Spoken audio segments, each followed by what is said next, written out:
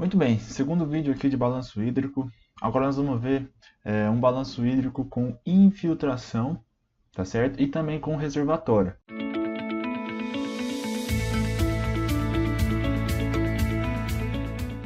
Veja só, imagina a nossa bacia do exemplo anterior, e aí agora a gente colocou, digamos assim, elementos novos, vamos dizer.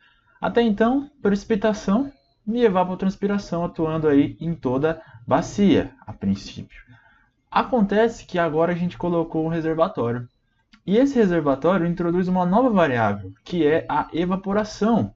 Portanto, agora a gente, além de saídas como evapotranspiração e vazão, temos também a evaporação. E o que a gente tem que entender nesse sistema? Quando não tinha o reservatório, a evapotranspiração atuava em toda a bacia, tudo bem? No momento que eu coloquei o reservatório, não tem como a evapotranspiração atuar em um reservatório, porque o que é a evapotranspiração? É aquilo que acontece aí com os corpos que têm água, tem transpiração, tem respiração, e acontece que aqui dentro do reservatório não é um lugar onde tem árvore para fazer evapotranspiração. De uma maneira geral, é isso que eu quero dizer.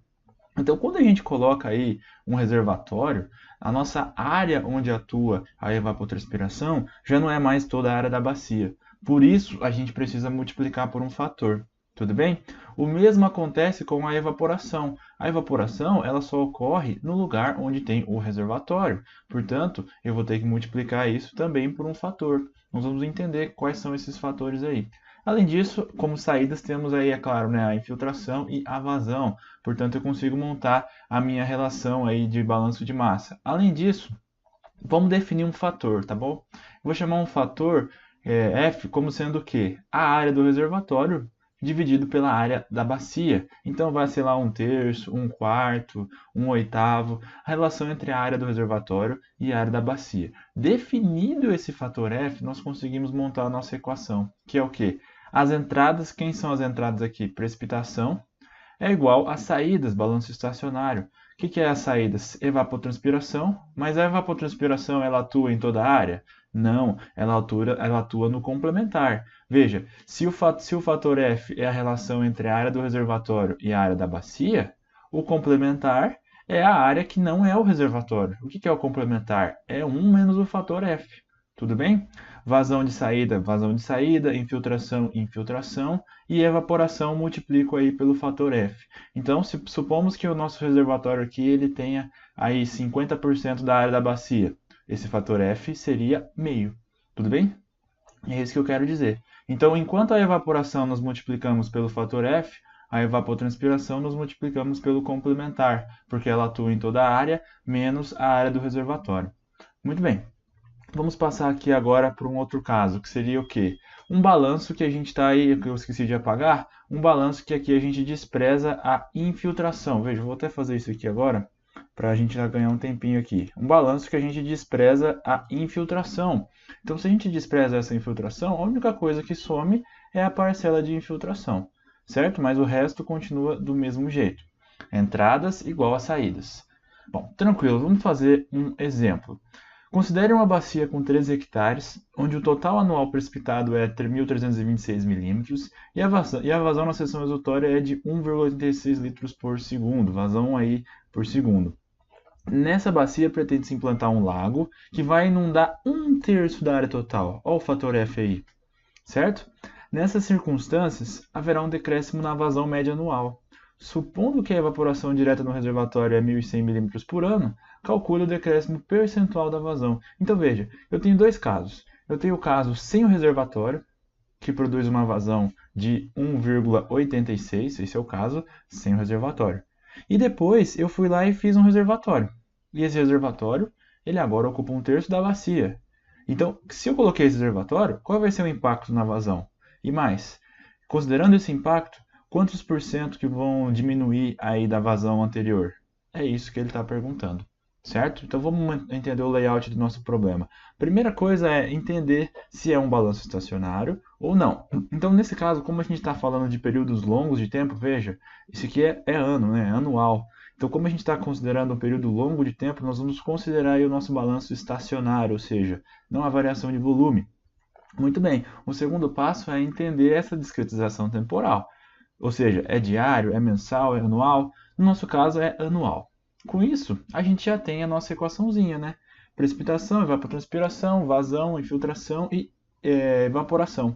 Nesse caso, a gente vai estar desprezando essa infiltração, porque o que a gente está considerando? Nós estamos considerando um balanço aí estacionário, portanto a gente vai desprezar essa infiltração, a gente vai desprezar essa variação no volume. Muito bem, e o nosso fator F é 1/3. Então, esse aqui seria o esquema da nossa bacia, sem o reservatório, tudo bem? Sem o reservatório. Se é sem o reservatório, que é o primeiro caso, é muito simples, é igual ao exercício anterior. Vamos resolver ele rapidinho aqui.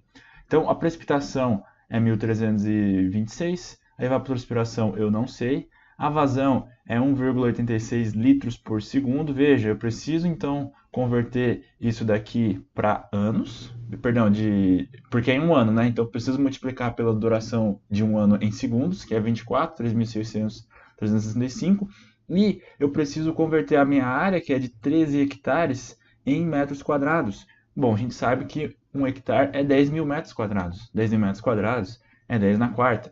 Portanto, é só converter hectare para metro quadrado que eu vou chegar em litros por metro quadrado. E a gente sabe que litros por metro quadrado é milímetros. Portanto, a evapotranspiração vai ser avaliada em 874 milímetros.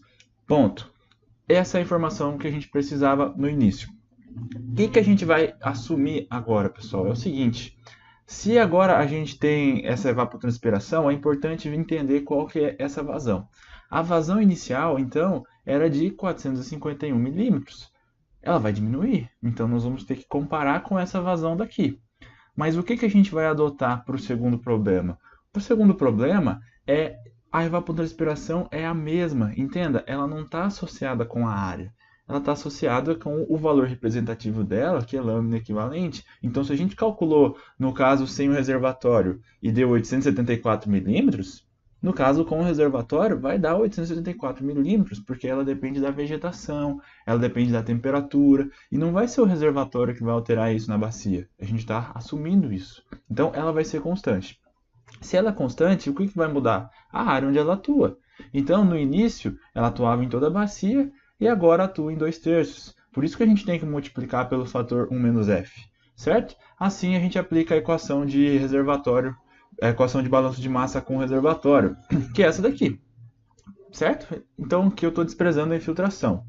Desse modo, 1.326 é igual a evapotranspiração, que é 874, e veja, eu multiplico agora por 1 menos F, isso aqui é 2/3, mais a vazão 2, que eu quero descobrir, mais a evaporação, que é 1.100 milímetros, e veja, essa evaporação atua onde? Em 1/3 da bacia, por isso eu multiplico por F.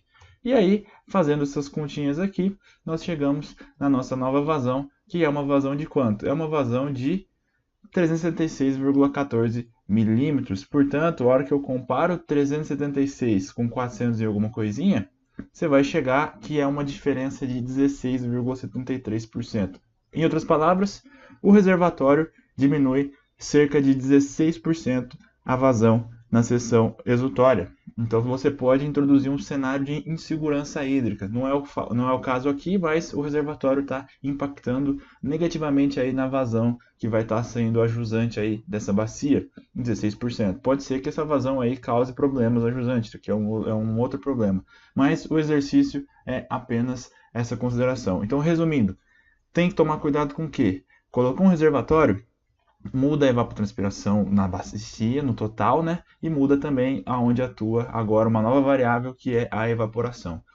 Com isso, definido o fator F, é muito fácil, é igual aos outros problemas, certo? Então, no próximo vídeo, nós vamos ver a questão de um balanço já não estacionário. Até aqui tudo bem? Beleza, pessoal? Então, até o próximo vídeo e um abraço.